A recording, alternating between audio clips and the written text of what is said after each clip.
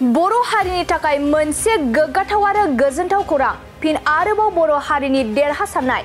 आथिखालाव बर' हारिया गोबां गुबुन गुबुन बिथिङावनो दावगालांगासिनो दं आरो बर'नि फिसाफोरा गुबुन गुबुन आयदायाव उथ्रिसारनानै बर' हारिखौ जौगालांहोनायाव आगानसेबो फावसायनानै थायाखै गोबां समफोरावनो जों बर'नि फिसाफोरखौ गुबुन गुबुन आयदायाव उथ्रिसारनो हानाय एबा दावगालांनो हानानै हारिखौ गोजौ फारसे जौगाहोनायखौ जों नुनो मोनबोगासिनो दं थिग बेबादिनो बर'नि फिसा बिदिन्था बसुमतारियाबो जेडब्लिउ एडभान्स आनजादाव उथ्रिसारनो हादों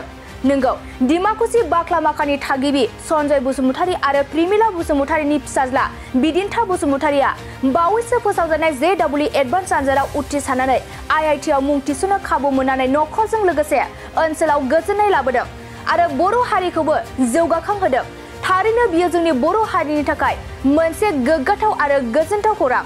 खुलुमबाय आंनि नामा बिदिन्था बसुमतारि ओमफ्राय आंनि आइनि नामा प्रिमिला बसुमतारि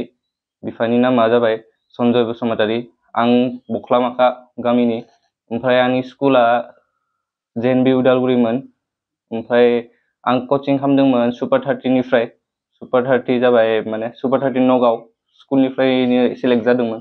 ओमफ्राय फार्स्ट एलपि स्कुलखौ बहा फरायदों फार्स्ट एलपि स्कुल माने आं डन बस्क'आव फरायदोंमोन क्लास 6 सेम डिमाकुसि डन बस्क' डिमाकुसियाव ओमफ्राय क्लास 6 निफ्राय आं जेएनबिआव सेलेक्ट जाबाय नंग'दैयाव सेलेक्ट जानानै ओमफ्राय बेयाव क्लास 12 सिम फरायबाय साइन्स बेयावनो लाबाय क्लास 10 नि उनाव ओमफ्राय साइन्स बेयाव ओमफ्राय सुपार 30 नगावनिफ्राय माने सुपार 30 निफ्राय एग्जाम माने पाथियो बिसोर एग्जामनि उनाव सेलेक्ट जानानै इन्टारभिउ होनानै ओमफ्राय आं सुपार 30 नगाव सेलेक्ट जाबाय ओमफ्राय बेयाव जाबाय 11 माने 11 मान्थ्सनि फ्रि कचिं होयो बिसोर जेडब्लिउ मेन्स एडभान्सनि थाखाय ओमफ्राय बेयाव आं सेलेक्ट जानानै बेयाव थांनानै माने एग्जामखौ बे सुपार 30 आव थांनानै बिनि जितु टाइम स्कुलिं बा सोलोंनायनि जितु टाइम शेड्युल माबायदिमोन टाइमआ जाबाय जोंनिया फुङावनो उथिनांगौ जेनेबा 5:30 6 फोराव उथिनानै सेल्फ स्टाडि खालामनांगौ सेल्फ स्टाडि जेनेबा मर्निं टि होगोन उथिनायनि उनाव फ्रेश आप जानानै माने मर्निं टि लोंनानै ओमफ्राय सेल्फ स्टाडि खालामनोसै माने 7:30 सिम ओमफ्राय 7:30 निफ्राय जोंनिया क्लास स्टार्ट जासिगोन क्लास स्टार्ट जानानै 8:30 बा 9 सिम माने क्लास लायो ओमफ्राय ब्रेकफास्ट होगोन ब्रेकफास्ट खालामनानै ओमफ्राय दसे रेस्ट लानानै ओमफ्राय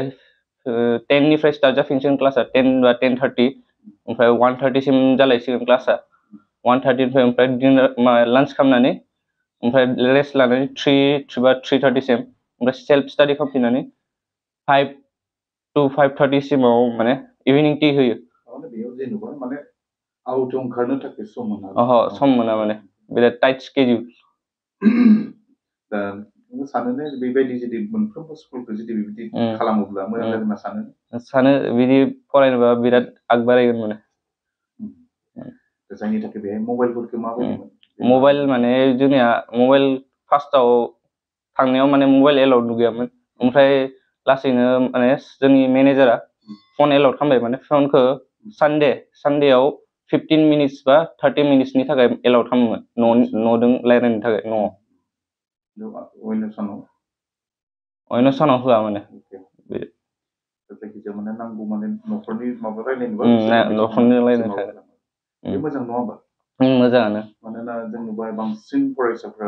बिजाबखौ गारनानै मबाइलजों जुदि बेस्थ' थाबाय थायोबा अट'मेटिकलि माने फरायनाया माबा जायो खम जायो नङा होमबा बेनिफ्राय नोङो बिदि सिमां दंखायोमोन नामा बे आं माने जेडब्लिउ पास खालामनायनि आंनिया माने फार्स्टआव जेडब्लिउ पास खालामगोन होनना आं माने आगोलाव जेडब्लिउ माने बुजियामोन माने जेडब्लिउ मिथियामोन ओमफ्राय आं आगोलाव सानदोंमोन बिदिनो इन्जिनियार जागोन होननानै ओमफ्राय क्लास 10 बिदिनो बारबाय ओमफ्राय क्लास 12 आव मिथिबाय माने जे क्लास 11 हाबनायाव मिथिबाय स्कुलनिफ्रायनो जेडब्लिउबो बिदि इन्जिनियारिंनि थाखाय जायो होनना ओमफ्राय बिदिनो अइल इन्डिया सुपार 30 निफ्राय जोङो एग्जाम माबाबाय एग्जाम लाखायो माने जोंनि स्कुलाव फैयो बेयाव होबाय ओमफ्राय बेयाव सेलेक्ट जाबाय सेलेक्ट जानानै इन्टारभिउ होनायाव मोनबाय आरो दायो नाइनसै इन्जिनियारिंखौ खालामनानै बेबायदि बोरैबा जुदि मोनोब्ला जिहेतु आईआईटिआव मोनसिगोन आईआईटि थांनायनि उनाव जुदि बोरैबा खाबु मोनोबा हयथ' नासा एबा इसर' बायदियाव बिदि सिमां दंना बिदि सिमां गैया थानायालाय आं माने इन्जिनियारिं खालामनानै बिटेक खालामनानै MBA खालामनो सानदोंमोन दा नायनोसै मा जायो टार्निंआ सोलायनो सोलायनो हानाय बेनिफ्राय बिनि थाखाय जिहेतु नोङो दिनै माबा मोनसे नोङो सोरखौ बांसिन साबायखर बावो जोंनि आंनि आइ आफा ओमफ्राय जोंनि सुपार 13 न'आव थानाय फेकाल्टिस माने टिचार आरो मेनेजार सारनि बिसोरनि थाखायसो होनाय जादों जोंनि फरायसाफोरखौ नुबाय मिडियामखौ लानानै जोबोद माने बेग जायो हमनानै ला बर' मिडियाम फरायनायफ्रा बेबायदि हाया एसामिस मिडियामाव फरायनाय बेबायदि हाया नंगौ नामा बिदि एसां खस्थ' जायो जानाया इंलिसनि माने इंलिसाव बुजिनायनि थाखाय ओमफ्राय खिन्थु सेस्था खालाम हागोन माने नाजायोबा हागोन बेफोर गोरलै नङा खस्थ' खालामनांगोन माने थेवब्लाबो उन्दैनिफ्राय जुदि इंलिसखौ नों जुदि माने फ्लुएन्सि लांफानो हायोबा मोजां जायो गासै फोरोंनायफ्रा मा बिजोंजों फोरोङो जोंनिया जायो हिन्दी बा हिन्दी माने टिचारफोरा माबानि नङा बेलेग जायगानि आसामनि नङा हिन्दीयाव फरायगोन बुजिनो थाखाय मोजां दङ आरो बेखायनो हिन्दी आरो इंलिसाव जुदि नोङो मोजां खालामोब्ला मोजां आरो बेनिफ्राय जों नुबाय दायो जोंनि बर' गथ'फ्रा बांसिन बिजाबखौ गारनानै बायदिसिना माने मेटेरियेलिस्टिक बिदि जानायखौ जों नुबाय बाइक नङाबा जाया मबाइल गैयाबा जाया होननाय बायदि नोंनि बायदिब्ला मबाइल बाइक फरायसाफ्रा लाथारनांगौ बिदि इम्पर्टेन्ट नङा बेफोर डिस्ट्रेक्सन बा साक्सेसथिं थांनो थाखाय बेफोर डिस्ट्रेक्सन मोनसे बिदि इम्पर्टेन्ट नङा माने बाइकफोरा उनाव थांनानैबो मोननो हागौ बेफोरखौ नों मोजां जुदि गिबियाव साक्सेस खालामना लायोबा नोंबो लानो हायो नङा खिन्थु बांसिन नुबाय जोङो सोरबा माने बिमा बिफाफोरखौ एसे ब्लेकमेलिं खालामनासो लानाय बेथ' गाज्रि नङा गाज्रि नोङो उन्दै समाव बेसेबांसो घन्टासो फरायोमोन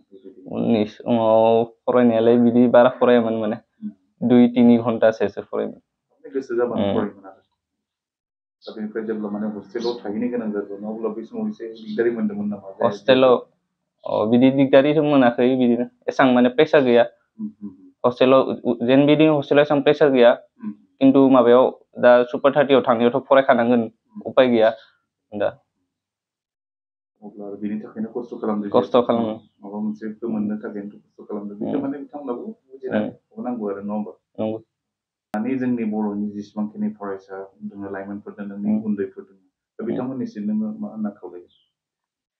बिराद मोजां मोनदो जेनेबा बोसोरसे द्रप थानानै जेनेबा एग्जामखौ पास खालामनो हाबाय बिनि थाखाय बिराद मोजां मोनदो आरो गोजोननाय मोनदो मानोबा बेयाव बुहुत गथ'फोर थायो जेनेबा लाखसो थायो नालाय बेयाव सेलेक्ट जानायनि थाखाय बिराद मोजां मोनबाय आरो जों नुबाय खायफा बिमा बिफाफ्रा माने गावनि गथ'फोरा बहा थांदों बेफोरखौ जोथोन लायाखै नोंथांनि बेलायाव एसे आलादा दा बिथांमोननि थाखाय मा होनना खावलायगोन आं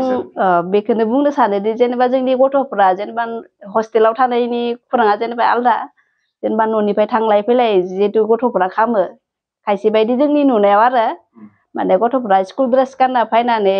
माने क्लासाव हाबै बा स्कुलाव हाबै बुहुत नुयो आरो बेनिखायनो जोंनि जेनेबा पेरेन्टसफोर बा गार्जेनफोरखौ आं खावलायनो सानो जेनेबा गथ'आ स्कुलाव माने ओंखारबोनानै स्कुलाव हाबदोंना हाबाखै बेखौ माने एसे आन्दाज होनांगौ आरो आंनि हिसाबाव आरो बहुत गथ'फ्रा बे माने न'निफ्राय थांलाय फैलाय खालामो दानि गथ'फ्रा जेनेबा माने एसेबाबो बेलेग जानो हमलांबाय गथ'फ्रा बेनिखायनो जेनेबा आं पेरेन्टसफोरखौ खावलायो आरो जेनेबा आंनि गथ'आ स्कुलाव थांदोंना थाङाखै बेखौ टिचारफोरजों बा प्रिन्सिपालफोरजों कन्टेक्ट लानानै सोंहरनाया मोजां आरो दानि नैबे जिथु जेनेरेसन माबाफ्रा माने बेलेग जालांबायथ' बेनिखाय आरो बिदिन्थिया उन्दै समाव माबायदिमोन उन्दै समावथ' बियो बिराद माने दुस्थ' नङामोन आरो बिराद मोजांमोन उन्दै समाव जेनेबा आरो बयगा बारा जालांनाय बाय आलदा आलदा जालाङो गथ'फ्रा जेनेबा साननाया एसांबो माबा माने दुस्थ' नङामोन आरो थिगानोमोन जेनेबा दाथ' जों नुबाय खायफा गथ'फ्रा बिराद माने जायखौ जों आब्रा होनना बुङो बिदिसो नङामोन जेनेबा एसेबांबो आब्रा नङामोन बाय जेनेबा बुस्थुफोरखौ खायसे खायसेखौ जेनेबा माबायोमोन आरो एसांबो माने आंनो नांथारगौ बिदि नङामोन आरो जेनेबा होनो हानायखौ बेबो नुनानै मिथियो आरो जेनेबा जोंनियाव एसे खस्थ' आरो जोंनिया माने दा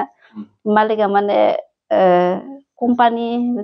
प्राइभेट जब नालाय माने एभेलेबल सोलिनो हानायनि जोंनियाव बे रखम माने केपासिटि गैया आरो आरो बांसिनै जानो हागौ जिहेतु माने नोंथाङानो नोजोरखौ होदोंमोन। आंनि माने दा माथो माने फादारासो बिदा माने डिउटियावसो बांसिन दायथ' गथ'फोर सानैनि दायथ' आंनियाव थाजोबो आरो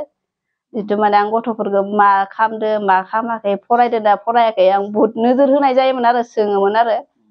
बा लोगोफोरदि मालाबा हस्टेलनिफ्राय न'आव फैदोंबा महा थांदो मासिम थांदो बेफोरखौ खबर लायोमोन आरो आङो बेखायनो दायथ' गथ'फोरनि दायथ' आंनियाव होनजायो आरो बिमा हिसाबै माने गोजोनथाव खौरां क'क्राझार सहरनि जेडिर'जों नांजाबनाय गोजोनपुरि रयेल एनफिल्ड श'रुमनि गोजौआव थानाय सेन्ट्रेल भारत सेबक समाजजों गनायथि होजानाय आइ आफा बिएम इनस्टिट्युट अफ पेरामेडिक्सआ नोंथांमोननो लानानै फैदों देहा जोथोन लाखिनायनि माखासे आयदा लोगोसे 2024-25 मायथाइनि मुं थिसननाया सोलिगासिनो दं आरो फैगौ जोबथा जुन दानसिम मुं थिसननाया सोलिबाय थागोन। 12 एबा HS नि उथ्रिसारनाय बिजाथि एबा फरायसाफोरा बे पेरामेडिक्सआव गावारि सोलोंथाइखौ लानो हागोन। क'क्राझार सहरनि गोजोनपुरि एबा गांजिमा बाजारजों नांजाबनाय आइ आफा बिएम इनस्टिट्युट अफ पेरामेडिक्सआ नोंथांमोननि थाखाय गोदान मुं थिसननाय आयदाफोरा जाबाय medical laboratory technology, first aid patient care and assistant nursing, OT technician, ICU technician, radiology technician. Before कर्सखौ 2 बोसोरनि गेजेरावनो आबुं खालामनानै BSS जों गनायथि होजानाय डिप्ल'माखौ लानो हागोन। लोगोसे गासैबो डिप्ल'माखौ लानायनि उनाव सोरखारि साख्रि मोननायनि सुबिदाबो दं।